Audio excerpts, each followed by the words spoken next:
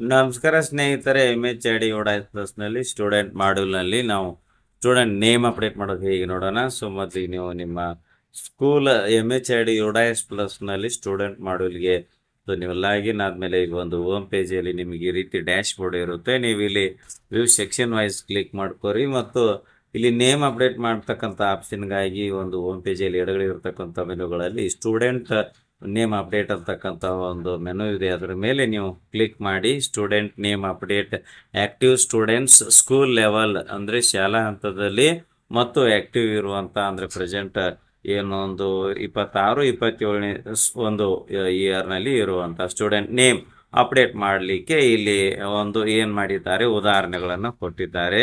So conditions ಇದೆ name update ಮಾಡಬೇಕಾದ್ರೆ. ಮೊದಲಿಗೆ ಇಲ್ಲಿ ನೋಡಿ ಮೋಹಿತ್ ಕುಮಾರ್ ಶರ್ಮಾ ಅಂತ ನೇಮ್ ಇದೆ.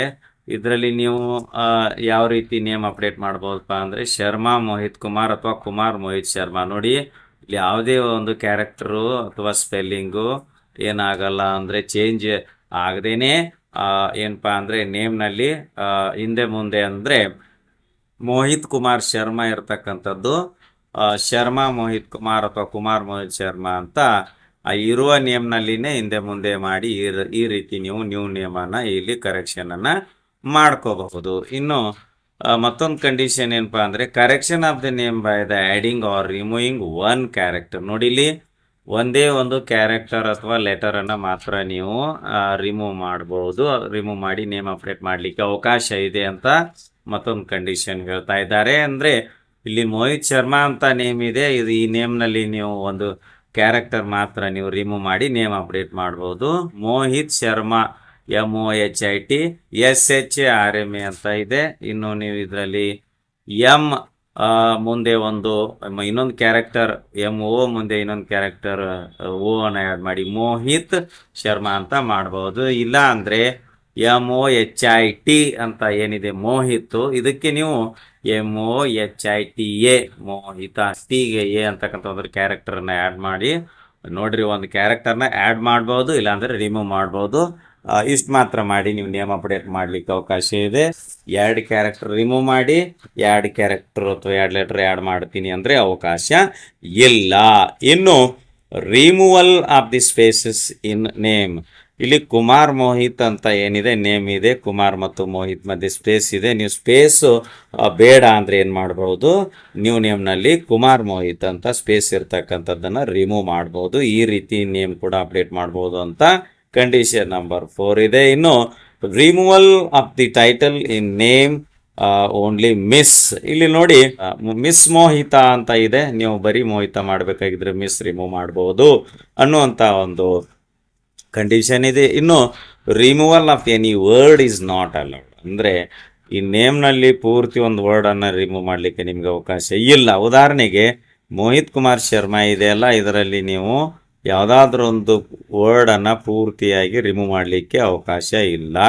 ಓನ್ಲಿ ಒಂದು ಕ್ಯಾರೆಕ್ಟರ್ ಅಥವಾ ಒಂದು ಕ್ಯಾರೆಕ್ಟರನ್ನು ಆ್ಯಡ್ ಮಾಡ್ಬೋದು, ಇಲ್ಲಾಂದ್ರೆ ಒಂದು ಕ್ಯಾರೆಕ್ಟರ್ ರಿಮೂವ್ ಮಾಡ್ಬೋದು.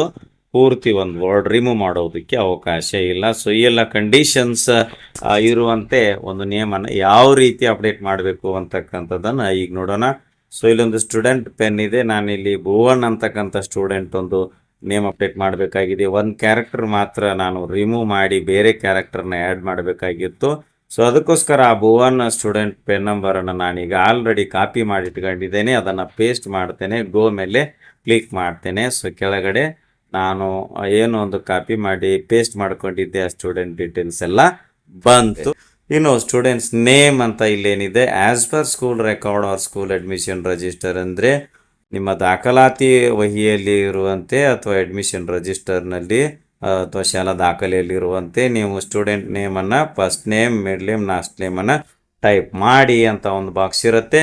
ಲಾಸ್ಟಲ್ಲಿ ಅಪ್ಡೇಟ್ ರೆಕಾರ್ಡ್ ಅಂತ ಇರುತ್ತೆ. ನಾನಿಲ್ಲಿ ಸ್ಕೂಲ್ ರೆಕಾರ್ಡ್ನಲ್ಲಿರುವಂಥ ಸ್ಟೂಡೆಂಟ್ ನೇಮನ್ನು ಟೈಪ್ ಮಾಡ್ತೇನೆ, ಅಪ್ಡೇಟ್ ರೆಕಾರ್ಡ್ ಬಟನ್ ಕ್ಲಿಕ್ ಮಾಡ್ತೇನೆ.